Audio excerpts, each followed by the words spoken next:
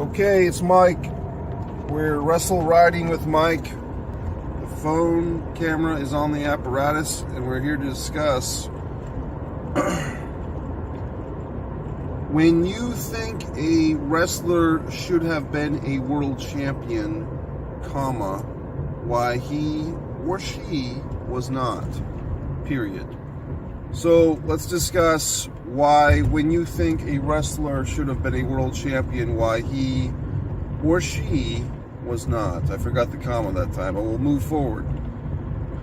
So a lot of people always, and I got into this schmaltz with a nice enough fellow on one of the wrestling talk, conversations there on the old internet. And it was basically, he was making a point that in kind of that turn of the decade, 89 into 90, WCW/NWA.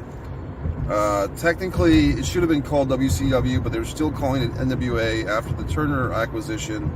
They really didn't start calling it WCW until early 91, but they should have been calling it WCW since late 88 when Turner acquisired, if that's the word, acquisired WCW or NWA, whatever the fuck. Moving the fuck on.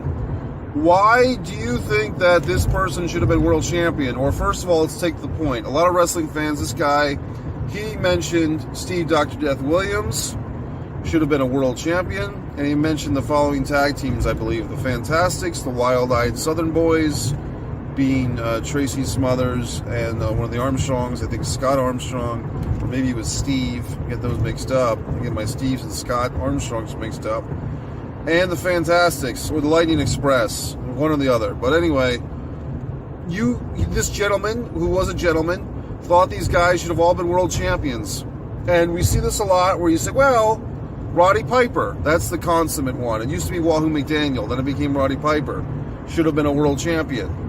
Paul Orndorff, many people claim, could have had a world title run. And so we always say that, but the neg of that, the reverse, the flip side, if you would, in public is, if such and such were to be world champion, or a women's world champion, or a tag team champion, if any of these people were to have been world champion, you're trying to offer a scenario that makes them world champion, but then you've got to take away time on a championship tree or a lineage from someone else or some other thing. Let's take Piper, for example. A lot of people will, and I can go along with it too. You say Piper should have been world champion. Well, when? When would he have held this?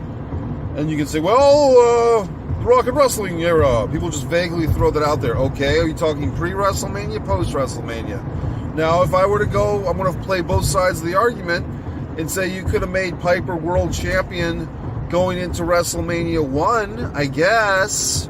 You could have had Piper win the title at War to settle the score, and then had the WrestleMania main event been Piper versus Hogan for the title, okay, if you want to play that game. But what are you going to do with Mr. T?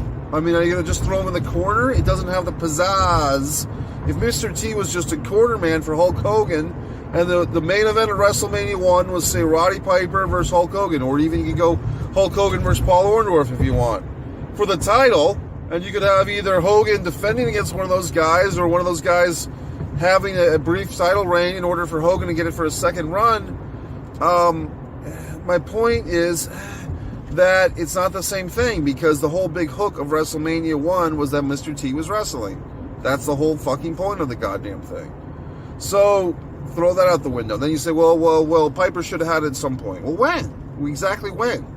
If you could say that Piper could have had it at some point in Hogan's title reign, but by the time we got to WrestleMania 3, Piper was a full-on babyface, and he was basically retiring for a couple of years. So you have basically a very short window. You have Piper pretty much came into WWF around the same time as Hogan. The night that for Hogan's second WWF run, you can watch that whole Madison Square Garden show online and find that Piper was, I believe, on the undercard as a manager for Paul Orndorff or some such thing, on that undercard or in that time zone or whatever the fuck. And my point is, when exactly are you saying that Roddy Piper should have been world champion? If you're going to make that statement, which everybody does, Roddy Piper should have been world champion, when would you have taken time away from Hogan? Okay? Or maybe Savage. Are you saying that But Savage won his title at WrestleMania 4, and Piper wasn't there. Piper came back for WrestleMania 5, but just in a talking role. And eventually by 6, he was wrestling, but he was upper mid-card. He got the Intercontinental title at WrestleMania 8, and if you really wanted to push this Piper thing, you'd say he could have beaten Flair, and you could have had Flair Piper for the world title. But the problem is, or the situation is, they had already done Flair Piper feud without the title. So my opinion is Roddy was great. He didn't really need the belt. That old cliche, the only belt that he needs is to pick up his pants. And Roddy was just not... Him and the WWF World title were just not meant to be. Now, if you want to say, well, he could have the World WCW title. He could have the NWA title. If anything, you could make a case that Piper could have been NWA World Champion for a hiccup or two, or as a spot show champion or some such thing, before he went to the WWF in the first place in late 83, early 84. But once again, who would you have taken time away from? Maybe could he have been in that spot that Tommy Rich got? I don't know if he'd want that spot. Hint, hint, nudge, nudge. Or what? I mean, I don't know what to tell you, okay? But the point is, we see this trend. You have to go and you have to say, well, who are you taking time away from? Well, if you want to say Piper 96, WWF, he's feuding with Goldust, are you going to give him the title then? Well, Shawn was the champion. They're trying to make Shawn something. I mean, now, maybe. I mean, if you want. But the point is, to see the pattern we're developing here, is you can't just say, well, such and such should have been world champion. Well, who are you taking time away from? If you took name a million guys, Bundy, King Kong Bundy, okay, all these guys, DiBiase in the '88, or Nikolai Volkov, or whoever you want, and say they should have been world champion. You're taking away from Hogan's 4-year run, but the whole thing about Hogan's 4-year run is that it was building up to WrestleMania 3 against Andre, and then to Hogan's big loss on February 5th, 1988 on NBC to Andre, which was a big deal at the time. And if Hogan had like a couple of hiccup title losses in the mix, like, oh, he lost it for 6 months to Piper, or he lost it for a few months to such and such, then it wouldn't have been the same prestige, okay? And that elevated, the belt to that audience, to those fans. They needed that long run of Hogan. Who else? This guy said Steve Dr. Death Williams. Now, I can go along with that in saying that in 88, basically, if you say that Flair, which he did, won the title at Starrcade 87 over Ronnie Garvin, if anything, you could say that they could have brought it, if everyone pisses on the Ronnie Garvin title reign for various reasons, which is okay, they can do that. But if you want to say Steve Williams should have been the world champion instead of Ronnie Garvin, that might have been interesting. If Steve Williams had beaten Flair in, September, October of 87 in some type of special primetime Clash of Champions, UWF champion versus NWA champion, Steve Williams gets the belt, unifies UWF and NWA, puts over the UWF a little bit, and then Flair gets the title back from, Steve Dr. Death Williams at Starrcade 87, I can go along with that. However, that's not the way it was meant to be. They always seem to be building to a Flair-Williams match, champion versus champion. They didn't do it. They just fizzled out. The UWF title just kind of disintegrated into so much gold dust, so to speak. So on and so forth, so on and so forth. Because Flair did have a couple of lengthy title reigns. The Starrcade 87 title reign all the way into February of 89 Chi-Town Rumble. I could see that, 14 or 16 months, that reign could have been kind of interrupted by a Steve Williams title reign. I wouldn't have been terribly offended. So I'll give the guy that. As far as these tag teams that the guy mentioned, this is for really old school fans, but basic gist, Lightning Express were like UWF tag team champions, the dying days of the UWF, Brad Armstrong and Tim Horner. Wild-Eyed Southern Boys, I did like them. And the third team, who did he say? Whoever the fuck. The Fantastics. They all kind of bounced around with the U.S. Tag Team title. Back in the day, you had something called the U.S. Tag Team title, which was kind of the Intercontinental title for the NWA World Championship of Tag Teams. And so some of these teams were better served in that division. And there was a lot of crossover You had teams like the Steiners and the Midnight Express, different variations of the Midnight. I used to say Midnights until Cornette got that in my fucking head. The Midnight with the singular T. I don't like it, but the Midnights.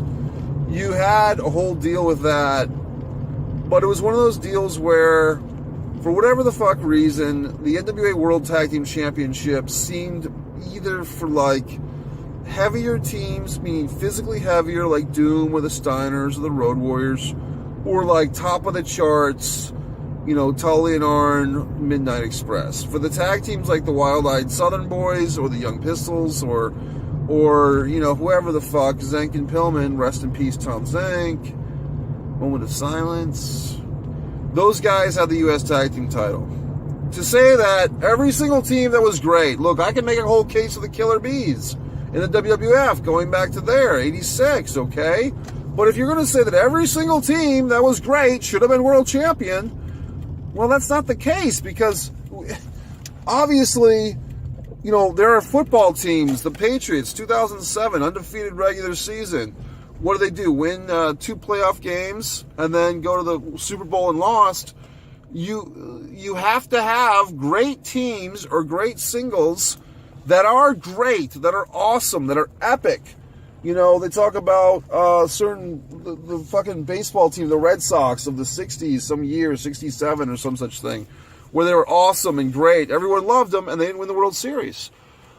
You have to have great contenders that do not win to bring luster to the championship, okay?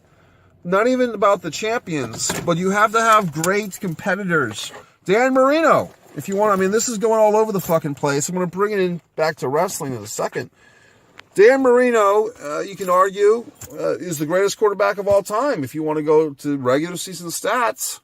But if you say he didn't win the championship, the NFL World Super Bowl, and he doesn't deserve to be called the greatest of all time, then you would say, why not? Well, someone else has to, because that's the person who had the championship. Now we go back to wrestling, because football's a different issue. But going back to wrestling, who else do they say? Wahoo McDaniel. For fucking 15 or 20 years, Wahoo McDaniel's gimmick, more or less, is the greatest wrestler to never win a world title.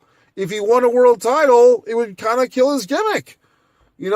So we can't get too upset about this stuff.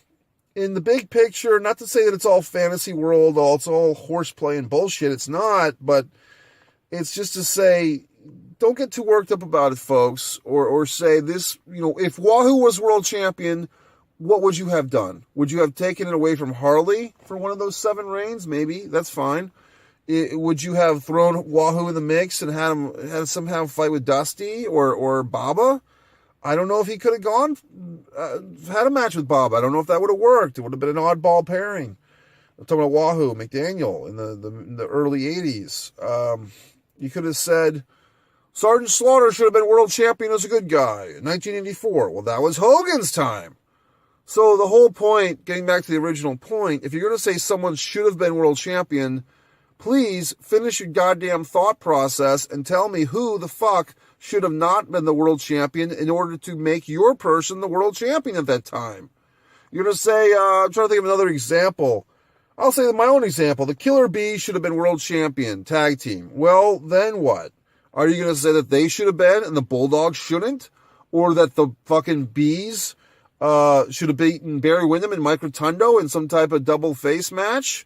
Or that the Dream Team of Valentine and Beefcake shouldn't have had a nice 9 or 10th month title reign? What exactly are you trying to do here? Now, this is where I'm going to flip back to the other side of the coin, because I can do that. I would say that Damien Sandow, yes, I will go there. 2011 era, 2012, they could have done something with this guy. Could he have been an Intercontinental Champion as the Mizdow? Could he have they let him win the Money in the Bank. Could he have beaten Cena? Could we have taken a couple of these title reigns off of Cena and letting someone else do it? I'd say yes. So I'd say, this is where it's going to get a little controversial, folks, but I'm going to take both sides of this fence here. I'm going to say in the 80s and most of the 90s, I would say we should have kept what we had. But moving forth into that 2011 PG era, yeah, you could have taken quite a, like 6 or 7 of those Cena reigns. You could have spread the wealth and seen what happened with a guy like Sandow. Or, given Miz a couple of more runs, or 2 or 3 runs for the Miz. See if he had anything in there. Who else? Okay, we talked about me and this fellow on the inundation of European and Intercontinental title reigns. Were just spread around like so much fertilizer. My point in bringing that up was to this fellow that the championships, especially the Intercontinental, in that time frame of the Attitude Era, basically the Intercontinental and the fucking European title were tossed around like so much salad, because it seemed like, the Road Dogg's having an Intercontinental title reign.